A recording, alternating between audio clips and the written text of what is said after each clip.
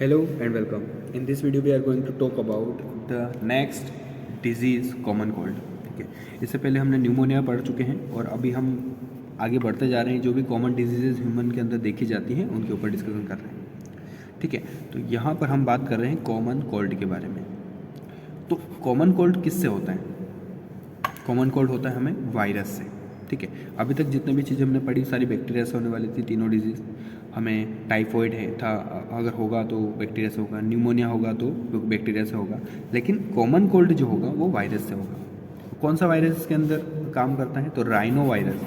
जो rhino virus है, यानी कॉमन कोल्ड को जिस वायरस से वो कॉमन कोल्ड होता है इंसानों को, वो होता है राइनो वायरस की वजह से। और पैथोजेंस की एंट्री कैसे होगी इस राइनो वायरस की हमारी बॉडी में एंट्री कैसे होगी? तो देखो तीनों चीज़ें क्लियर दे रखी हैं। Through contaminated air and objects.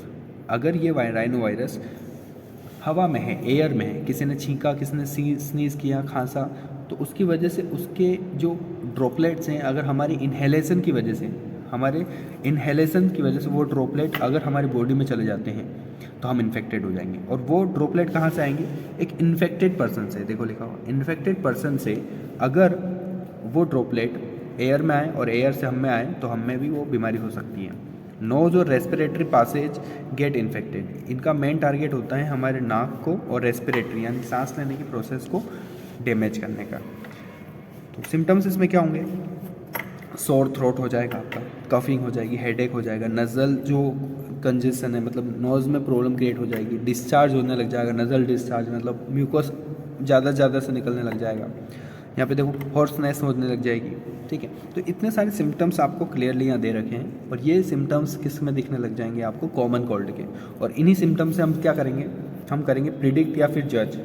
और जज करने के बाद हम क्या करेंगे? हम बता करेंगे हो सकता है ये तो कॉमन कोल्ड हो, और कॉमन कोल्ड के लिए हम नॉर्मल डॉक्टर के पास चले जाएंगे, वो हमें इलाज करके हमें मेडिसिन दे देगा और हम सही हो जाएंगे। तो नॉर्मली इसके लिए कोई भी किसी प्रकार की एंटीबायोटिक्स नहीं दी जाती है। ठीक है, देखो क्लियरली दे रखा है।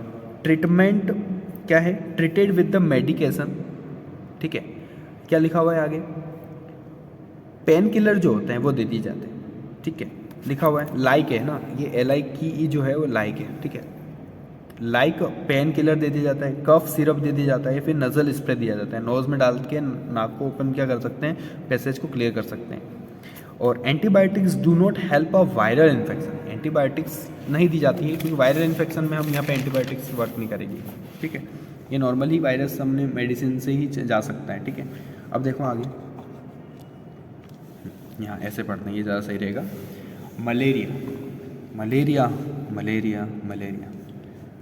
बहुत इम्पोर्टेंट डिजीज़ है, इम्पोर्टेंट खास डिजीज़ है, मतलब कोई अच्छी डिजीज़ नहीं है पर खास है। ठीक है, कैसे होता है? तो इसका जो पैथोजन है उसको प्रोटोजोआ कहते हैं। ये इसका पैथोजन कौन है? बैक्टीरिया भी नहीं है और वायरस भी नहीं है, ये हमें प्रोटोजोआ से होता है। प्लाज्मोडियम नाम है उस प्रोटोजोआ का। और प्लाज्मोडियम 3 अलग अलग फॉर्म में, मतलब ये हमें मलेरिया क्लोज करता है। Plasmodium vivax, plasmodium falciparum and then plasmodium malariae. तो ये तीनों इन्फॉर्मेशन आपको अच्छे से याद कर लेनी है। और इनकी जो एंट्री होती है हमारी बॉडी में, देखो बेटा क्लियरली दे रखा है, through bite of the female anopheles mosquito. Mosquito में फीमेल और वो उसकी भी क्या वेराइटी है? एनाफिलस। और ये फीमेल एनाफिलस मॉस्किटो क्या करती है? As a transmitting agent. अब ट्रांसमिटिंग एजेंट को मैंने आपको पहले भी बताया कि उसको हम एज अ वेक्टर की तरह बोलते हैं कि ये एक टाइप का वेक्टर होता है। ठीक है, और RBCs आर रेप्चर्ड। और इस मॉस्किटो की वजह से जो हमें प्लाज्मोडियम मिला है प्रोटोजोआ, उस प्लाज्मोडियम का क्या काम है? हमारी RBCs को डिस्ट्रॉय करना। और मलेरिया जो है वो डायरेक्टली ऐसा नहीं होता है कि सिर्फ ह्यूमन बीइंग को टारगेट करता है, वो 2 ऑर्गेनिज्म को टारगेट करता है। वो अपनी लाइफ साइकिल को 2 पार्ट में डिवाइड करता है। ह्यूमन के अंदर भी होता है और मॉस्किटोज़ के अंदर भी होता है। ठीक है, ह्यूमन के अंदर भी जाता है और मॉस्किटोज़ के अंदर भी जाता है। चल, इससे पहले अपन थोड़ी सी स्टडी कर लेते हैं। ये कुछ टॉपिक्स हैं, कुछ लाइन वाइज फिनोमिना है। इसको पढ़ने से पहले अपन थोड़ा सा यहाँ देख लेते हैं कि कैसे ये स्प्रेड हो रहा है और कैसे ये मॉस्किटो से ह्यूमन बीइंग के अंदर आ रहा है। तो इसको हम कोई थोड़ा सा यहाँ समझेंगे, इसको इस वाले पार्ट। ठीक,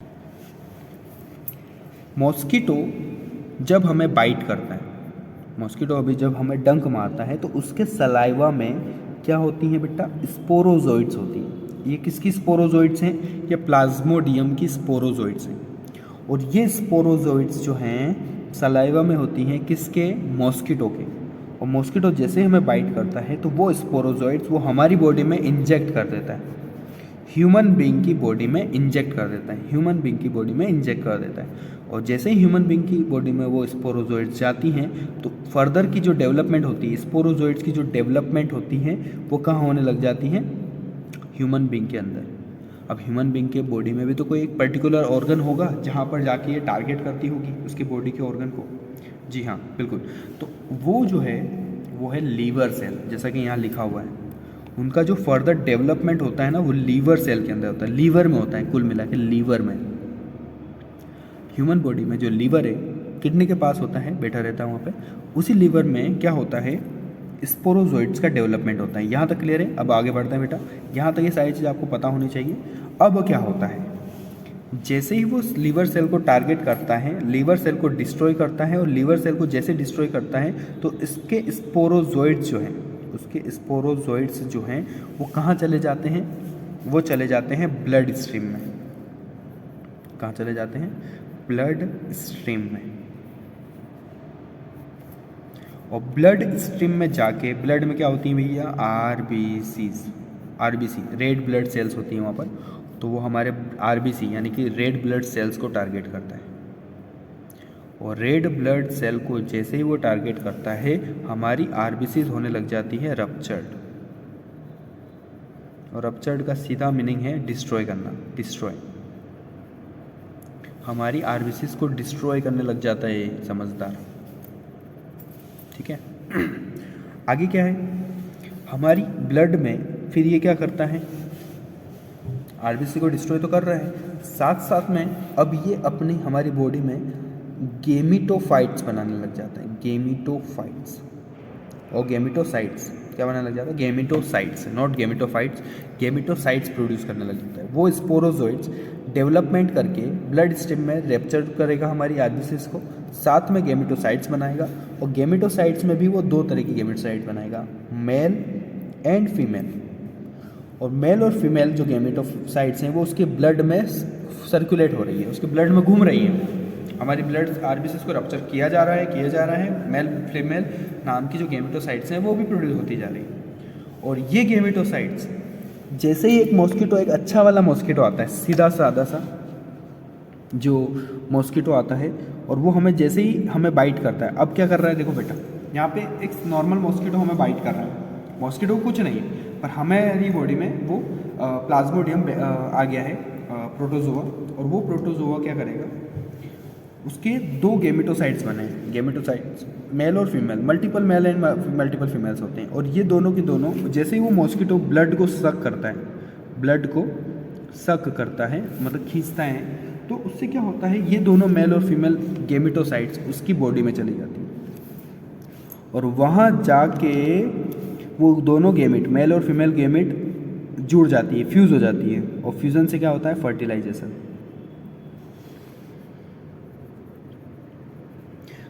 ठीक है। और फर्टिलाइजेशन होने के बाद वापस से उसकी बॉडी में वो क्या बन जाती हैं? स्पोरोजोइड्स। तो अब देखो पूरी एक साइकिल है। अब ध्यान से देखो, वापस मैं बताता हूँ कि एक मॉस्किटो ने एक इन्फेक्टेड पर्सन को बाइट किया। बाइट करने से उसकी बॉडी में स्पोरोजोइड्स बनी। वो कैसे बनी स्पोरोजोइड्स? कि वो मेल और फीमेल जो गेमिटोसाइट्स थी वो क्या हो गई? फ्यूज़ होके फर्टिलाइज कर ली। और फर्टिलाइज करने के बाद जो बना वो स्पोरोजोइड्स बनी। और वो स्पोरोजोइड्स जो हैं वो उसकी सलाइवा में इकट्ठा हो गई। और जैसे ही उसने वापस किसी प्यारे से बंदे को, एक अच्छे से नॉर्मल ह्यूमन बीइंग को खाया, बाइट किया, तो उसको वो जो स्पोरोजोइड था वो इंजेक्ट हो गया। अब वो जो नॉर्मल पर्सन है उसके बॉडी के अंदर जो लीवर सेल है वहाँ पर वो जाके ग्रोथ करेगी, डेवलप करेगी, और स्पोरोजोइड्स जाके ब्लड स्ट्रीम में चली जाएगी लीवर सेल के बाद। और ब्लड स्ट्रीम से डायरेक्ट वो आरबीसीज को रप्चर करने लग जाएगी, डिस्ट्रॉय करने लग जाएगी। एंड देन जो स्पोरोजोइड्स आई हैं कहाँ से? मॉस्किटो से। वो स्पोरोजोइड्स गेमिटोसाइट्स बनाएंगी and male and female gametocytes बनने के बाद वापस से किसी मॉस्किटो ने अगर उस इन्फेक्टेड पर्सन को खाया तो वो मॉस्किटो भी क्या हो जाएगा? मलेरियल मॉस्किटो हो जाएगा। तो उसको वो मलेरिया वाला जो प्रोटोजोआ है उसकी बॉडी में फर्टिलाइजेशन करेगा एंड देन वापस ये साइकिल चलने लग जाएगी। तो ये एक टाइप की साइकिल है, यानी कि एक ही पैरासाइट, एक ही प्रोटोजोआ दो अलग अलग ऑर्गेनिज्मों में अपने बॉडी को, अपनी पूरी लाइफ साइकिल को कंप्लीट करता है। ठीक है, तो इस तरीके से हमें मलेरिया वाला कॉन्सेप्ट समझना है। ठीक है, चलो अब बात करते हैं अमीबियोसिस। अमीबियोसिस क्या होता है? अमीबी एक डिसेंट्री होती है सॉरी, पैथोजोन्स जो होता है इसमें प्रोटोजोआ ही होता है, पर कौन सा प्रोटोजोआ इसमें काम करता है? Entamoeba histolytica. नाम याद रखना है कि अमीबियोसिस नाम का जो बीमारी हमें पहुंचाते हैं, कौन करता है बीमारी? आंट अमीबा हिस्टोलिटिका नाम का प्रोटोजोआ। एंट्री कहाँ से होती है? एंट्री होती है इसकी contaminated food and the drinking water. खराब खाना या फिर खराब पानी पीने से ये प्रोटोजोआ हमारी बॉडी में जाता है। House fly act as a transmitting agent. House flies जो होती है ना, मक्खियों में इस टाइप की चीज़ें होने की वजह से उसकी बॉडी पे ये प्रोटोजोआ लग जाता है और ये प्रोटोजोआ फिर हमारे फूड पर जाता है, और फूड अगर हमने खा लिया बिना धोए, बिना वॉश करे, और तो वो भी प्रोटोजोआ हमारी बॉडी में जाएगा और किस चीज़ को टारगेट करेगा? लार्ज इंटेस्टाइन को टारगेट करेगा। और जैसे लार्ज इंटेस्टाइन को टारगेट करेगा तो आप समझ ही गए कि इंटेस्टाइनल में जब भी प्रॉब्लम आती है तो हमें वीकनेस चालू हो जाती है, क्योंकि वहीं से हमारी बॉडी को विटामिन्स, मिनरल्स जो भी होते हैं सारी चीज़ें वहीं से खींच ली जाती है, एब्जॉर्ब की जाती है। ठीक है, सिम्टम्स, अब एब्डोमिनल क्रैम्प्स स्टार्ट हो जाएगा, आपके एब्डोमिनल में प्रॉब्लम हो जाएगी, खींचा होने लग जाएगा। Stool with the blood and the mucus, जो स्टूल्स होगी, जो रिलीज होगी स्टूल्स, वो क्या होगी? ब्लड के साथ स्टूल्स रिलीज होगी। ठीक है, जो भी आपने वेस्ट मटेरियल आउट किया है उसका स्टूल के साथ क्या होगा? ब्लड रिलीज होने लग जाएगा। कॉन्स्टिपेशन यानी कि दस्त की प्रॉब्लम स्टार्ट हो जाएगी। नॉर्मली इसका ट्रीटमेंट आपको कैसे करना है?